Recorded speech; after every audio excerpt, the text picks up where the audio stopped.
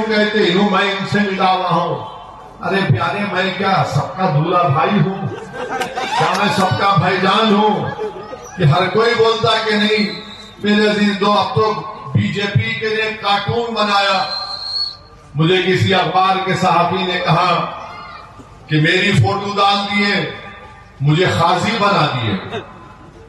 मुझे खाजी बनाकर ये बताया जा रहा है कि मैं कांग्रेस और टीआरएस की शादी कर रहा हूं। अरे एक में परेशान हूं बाबा, मैं कहां खाजी बन सकता हूं?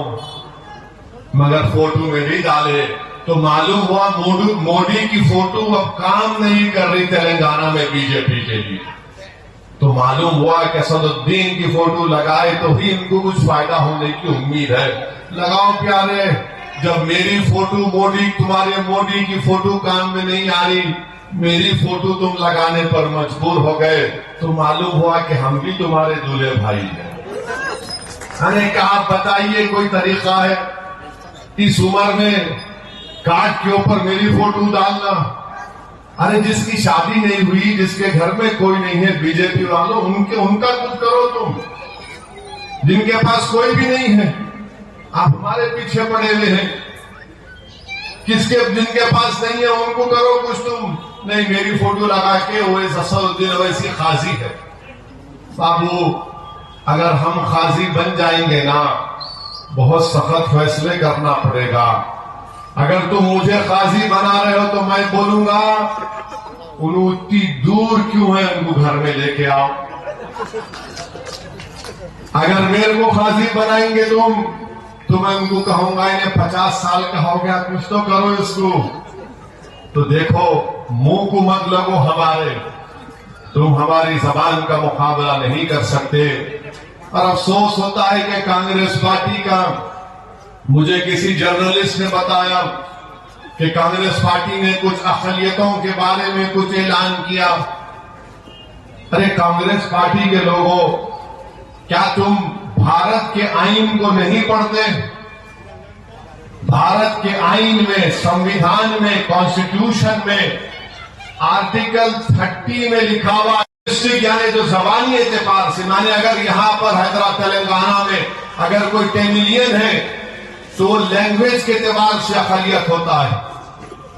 बैकवर्ड क्लास अलग है, माइनॉरिटीज अलग है, अक़लियतें अलग है, बैकवर्ड क्लास अलग है। अहमक है। आर्टिकल 30 का जो भारत के आईन में फंडामेंटल राइट है, उससे आप महरूम कर रहे हैं और ऐलान कर दे रहे आप। इतनी बेसिक चीज आपको नहीं मालूम और बड़े बड़े बैठ के ऐलान कर रहे हैं। अरे भाई, ओबीसी अलग है, माइनॉरिटीज अलग है, आप लाकर उसको मिला दिए।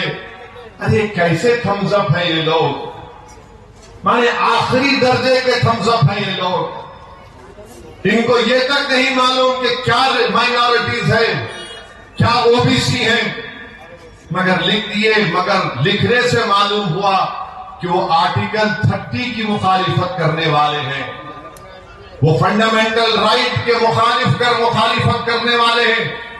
और जो लोग तेलंगाना में आर्टिकल 30 के तहत माइनॉरिटी अक़लियती तालीम इदारे कायम किए गए, मैं उनसे कह रहा हूं कि अरे बिठाकर बड़ी बड़ी बिरयानी खिलाने से पहले देखो कांग्रेस तुम्हारी बर्बादी का सामान तैयार कर रही है। तुम अपने घर में बुलाकर बिरयानी खिला रहे हो, मगर तुम्हारे पैरों के नीचे से जमीन कांग्रेस खींचना चाह रही है।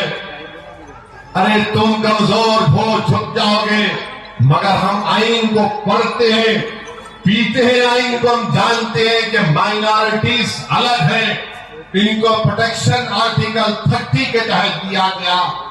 एक साजिश के तौर पर कांग्रेस ये काम कर रही है और इंशाअल्लाह ताला तेलंगाना की अवाम, तेलंगाना की अक़लियत और खास तौर से मुस्लिम अक़लियत तुम्हारी साजिश का शिकार नहीं होगी। तुम्हारे दिल में जो बॉक्स था वो तुम्हारे ऐलान से सामने आ चुका है और मजलिस पर तनकीद करने वाले ये नहीं बताएंगे आपको कि अकबरुद्दीन ओवैसी के ज़ेर क़यादत अरकान असेंबली ने चीफ मिनिस्टर से आज से मेरे ख्याल से 7 या 8 साल पहले मुलाकात हुई थी और मजलिस की नुमाइंदगी पर तेलंगाना में 201 रेजिडेंशियल स्कूल चलते हैं मुस्लिम अकलियतों के लिए, बच्चियों के लिए अलहदा हॉस्टल और स्कूल, लड़कों के लिए अलहदा हॉस्टल और स्कूल। उसमें आज 1,30,000 बच्चे और बच्चियां पढ़ रही है। 12वीं जमात तक जूनियर कॉलेज भी बन गया। 80,000 के करीब बच्चे और बच्चियां पढ़ के निकल गए और सारी दुनिया का हर माहिर ये कहता है कि मुस्लिम अकलियत अगर कमजोर है, पीछे है, तो तालीम की वजह से। एक आपके रुकने असेंबली ने तालीम का एक जाल यहां पर फैला दिया और हुकूमत से नुमाइंदगी करके तेलंगाना की आवाम के लिए आज 201 रेजिडेंशियल स्कूल में 1,30,000 गरीब खानदानों के बच्चे और बच्चियां पढ़ रही है।